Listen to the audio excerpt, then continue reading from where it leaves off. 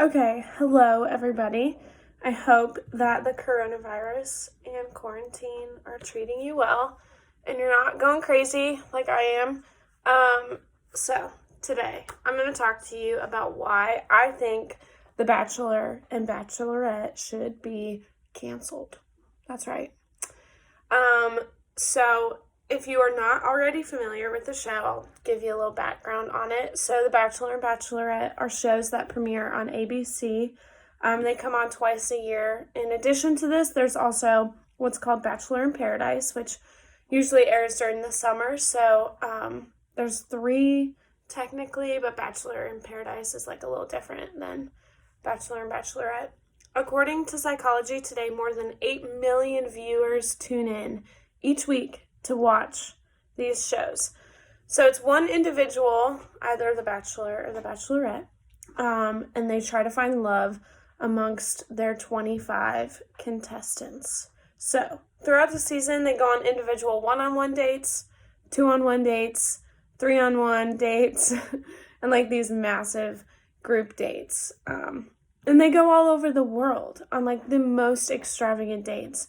They go to places like Thailand, Tahiti, Australia, and they do crazy things like, I don't know, climbing up the side of a really large bridge. I don't know. That was one though. The kicker though is that every week a certain number of contestants have to get kicked off if the Bachelor or the Bachelorette does not like them. So, while this seems interesting, over the years the show has grown to become more unrealistic and toxic than I think they originally had planned.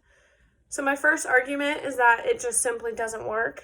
According to Huffington Post, only 2/3 of the seasons end with proposals.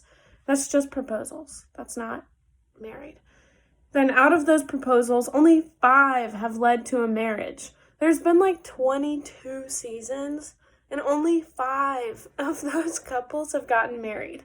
And like some get married and then they immediately get divorced. So like, is that number even real?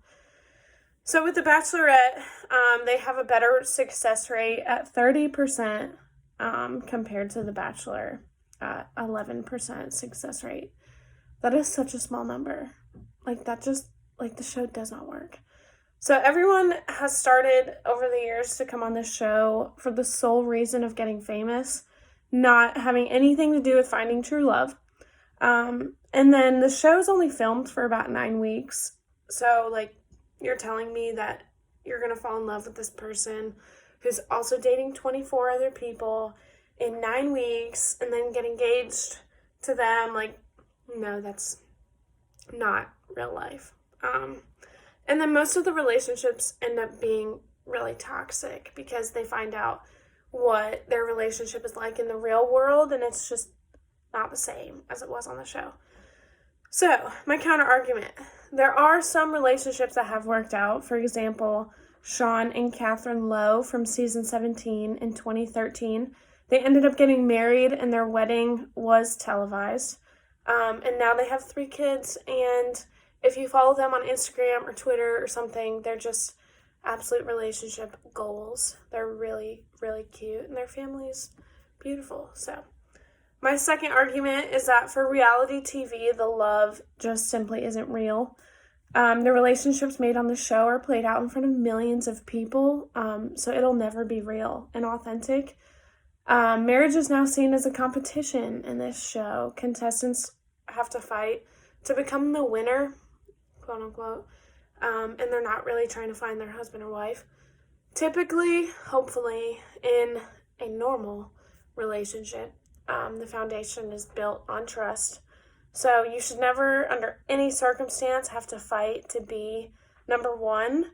As seen in the most previous season of The Bachelor, the guy's name was Peter.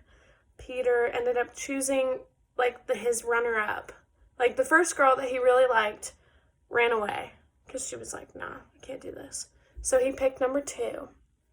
That didn't work out. So he went back to girl number 1. That also didn't work out. Like, because why would it? And now I just found out, like, within the last few days that he's dating some girl now that he kicked off, like, halfway into the season. So, it's dumb. It doesn't work. It's not real. And then finally, the franchise is no longer about finding love. It's about getting people on there who just want to become Instagram influencers. So the love just isn't real. My third argument, bottom line, the show is just built on an absolutely ridiculous concept. It's an excuse for both The Bachelor and The Bachelorette to just sleep with a bunch of people at the same time and get away with it, and it's seen as normal. Towards the end of the season, they go into what's called fantasy suites, and everybody kind of knows, like, what happens in these fantasy suites. The show has set it up that it's okay to have 25 girlfriends or boyfriends. 25. It's crazy. And then each season also tries to exploit as many childhood sob stories as possible, so they're seen as being vulnerable and open, you know? But they do it on, like, the very first date, which is wild to me. And, like, I don't know about you, but I'm not going to tell you the hardest thing that I've ever had to go through on the very first date. Like, no, that's going to scare people away. They're not going to want to go on a second date.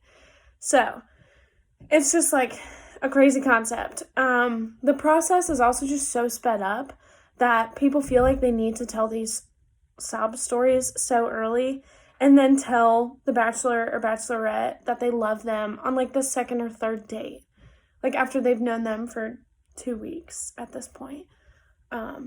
So it's just doesn't seem real.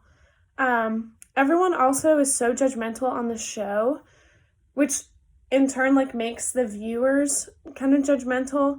Like, I've found myself telling the guys on the show that, like, their foreheads are too big, or the girls that I don't really like their dresses, and that's just not cool, you know? It makes the viewers kind of judgmental too.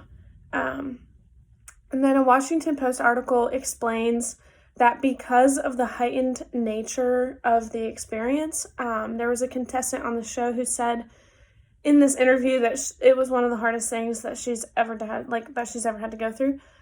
She explained that it was like 10 years of dating, but imagine all the emotions you have in those 10 years. That could be 3 different boyfriends, all the dating ups and downs. That's now condensed down to 9 or 10 weeks. My counter argument is that some people do find love through a sped up process. It is great entertainment, and according to the Odyssey, it's a great way for you to bond with family and friends. I know this to be true because I watch it, like, every week with my roommates and my mom, and we just talk about how ridiculous it was after. So yeah, that's my speech.